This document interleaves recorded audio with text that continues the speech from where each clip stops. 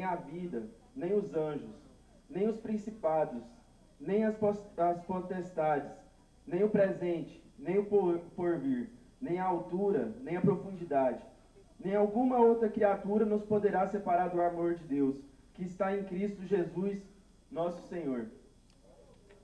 Pode se sentar?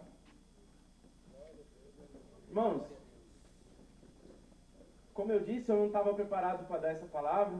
Eu estou num momento muito difícil. Mas eu quero deixar aqui algo nos corações dos irmãos. Porque para nós que somos pecadores, para nós que somos julgados pela sociedade, para nós que somos julgados pelos nossos erros, coisa difícil é achar o amor de Deus quando a gente está caído. Coisa difícil é enxergar o amor de Deus nas nossas turbulências, nas nossas tribulações, quando alguém nos aponta o dedo, quando alguém nos julga, quando alguém, em vez de estender a mão, nos faz afundar. Mas tem uma palavra que sempre mexe muito ao meu coração, que é de Pedro. Quando eu leio o Antigo Testamento, lá em Gênesis a gente vê como que o pecado vai entrar no mundo, como o pecado adentra o mundo. Deus dá uma ordem para o homem não comer do fruto que havia no jardim. Ele desobedece, come, e naquele momento ali, para o pecado começar a ser redimido, ele precisa estar sendo pago com preço de sangue. Antigamente, no Antigo Testamento, o preço de sangue que é pago era pelo sacerdote. Se reunia, às vezes no templo, ou nos templos que era erguido a Deus, e fazia o sangue com os novilhos, com os cordeiros, para tirar o pecado do homem, para pagar o nosso pecado. Só que lá no Jardim do Éden, Deus fez uma promessa. Deus deixou a promessa. Falou, hoje, ele pode até estar caído. O pecado entrou no mundo sim. Satanás conseguiu enganar a mulher, enganou o homem. E por causa do engano, o pecado entrou no mundo. Mas Deus também deixou uma promessa. Do fruto da mulher nascerá um que pisará e esmagará a cabeça da serpente. E existia algo que nos distanciava muito de Deus. O homem vivia distante de Deus. Quando a gente vai para o livro de Juízes, quando a gente está lendo a Bíblia, o povo vivia cativo no Egito. Deus começa a levantar governador, levanta José. José que era esquecido, José que era o menor de seus irmãos, José que tinha um sonho e ninguém acreditava nele. Só que o sonho que Deus colocou no coração de José, os irmãos deles não podiam matar. E então José vai e começa, é governador do povo. O tempo de José passa e entra um faraó que não conhecia Deus. Vem Moisés. E Deus escolhe Moisés, alguém que era um homicida, alguém que cometeu um assassinato, alguém que também cometeu um pecado. Mas Deus viu muito além do pecado dele. E viu assim, essa sede de justiça que há no coração de Moisés vai servir para libertar o meu povo que está cativo no Egito. Então Deus pega e faz uma promessa para Moisés. A ti eu farei você libertar o meu povo. Não se preocupe com o que irá acontecer, porque eu estou na frente. Então vai, passa Moisés. Josué entra com o povo na terra prometida. O povo que sofria. Só que a gente tem um problema, irmãos. A gente vivemos esquecendo de Deus. É muito fácil, eu falo de mim mesmo. O momento que a gente mais vê Deus na nossa vida é quando a gente está precisando de um consolo. Quando a gente está precisando de um abraço. Quando a gente vive de desprezo e não tem ninguém. A gente busca a Deus. Então entra em Juízes. E por causa da idolatria do povo, por causa do povo esquecer o que Deus fez por eles, por causa do povo esquecer de onde Deus tirou eles, do tanto de livramento Deus deu para o povo, de quando o povo passou no deserto e a roupa deles não envelheciam, quando Deus mandava maná do céu para alimentar o seu povo, o cuidado de Deus tem conosco. Por causa do povo esquecer, Deus permite adversidades. O povo começa a ser vendido, o povo começa a ser cativo. Os filisteus entram no meio do povo e começam a levar eles. Mas Deus ainda tem a promessa. Deus acha os remanescentes e fala assim, eu ainda vou libertar meu povo. Mesmo quando não existia nada, não existia às vezes ninguém, quando o povo erguia templo a Baal, quando o povo esquecia das maravilhas de Deus, Deus ainda olhava para o povo com amor e falava assim: vocês podem me esquecer, mas eu não esqueço o povo que eu tenho. Eu não me esqueço da promessa que eu fiz a vocês. Eu não me esqueço de quando vocês me adoravam com força, com alegria e com amor. Eu não esqueço dos cultos e dos sacrifícios que vocês prestavam. Hoje vocês podem estar sofrendo na mão do inimigo, mas ainda vai vir um tempo que eu levantarei alguém para libertar vocês. E Deus começa a levantar juízes e vai libertando o povo. Só que a nossa tendência, como humanos, como fracos, o nosso corpo, ele está já tendido ao pecado. Paulo vai dizer isso: o meu corpo já está para o lado do pecado, por isso não vive mais eu, mas Cristo vive em mim. E então, Deus vendo assim, olhando naquela promessa, o povo vai passar um tempo, quando chega Isaías, e Isaías nas profecias dele, ele fala assim: Jesus está vindo. Jesus está vindo, o Messias está vindo para libertar o povo. A libertação que Moisés não conseguiu trazer por causa da lei, a libertação que a lei de Moisés não trouxe, o Cristo vai trazer. Porque ela não vem da lei, ela vem do sangue. O sangue de alguém que vem no mundo sem pecado. E então o tempo passa e Jesus nasce. Jesus nasce no momento que o povo estava mais sedento da palavra. Por quê? Porque os templos estavam cheios de fariseus.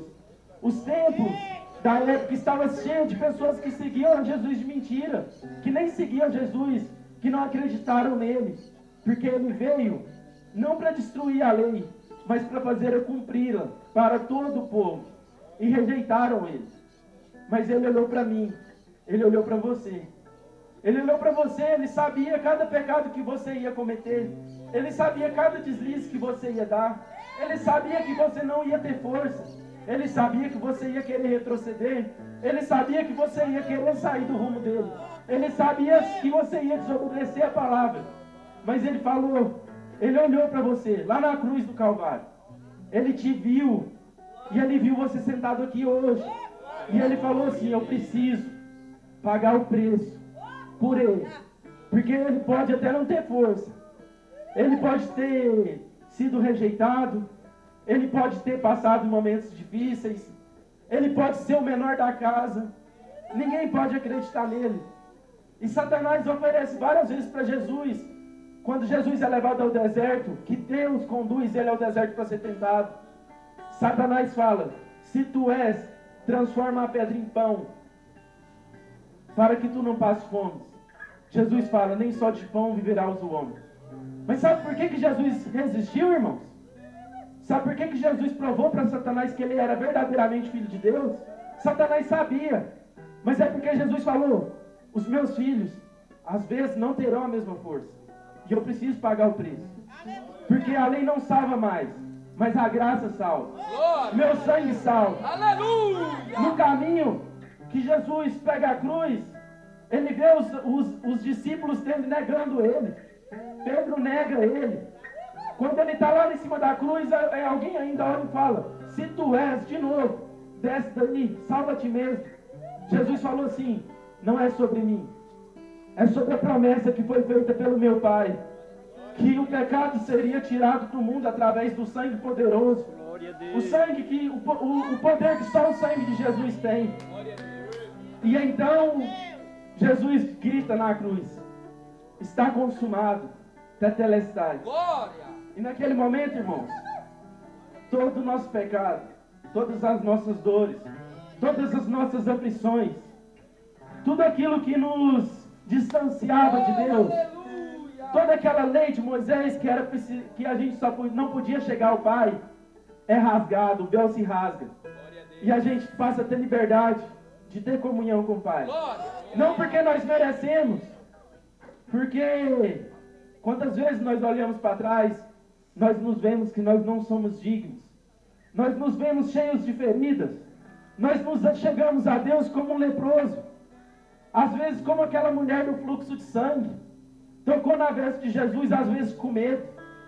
Qual que tem sido o nosso sentimento ao tocar em Jesus? Eu confesso que eu me toco nele cheio de medo, porque eu não sou merecedor do sangue dele.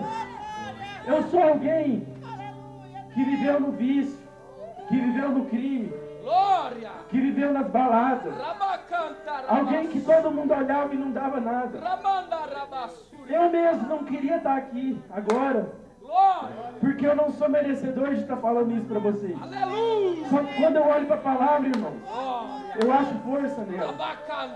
Eu acho algo que só Cristo faz, que é olhar para você sentado aí, que é olhar para suas dores, que não é igual faziam os fariseus, não é apontar o seu pecado, mas é chegar em você, mover-se de íntima compaixão e dizer: levanta, que eu acredito em você.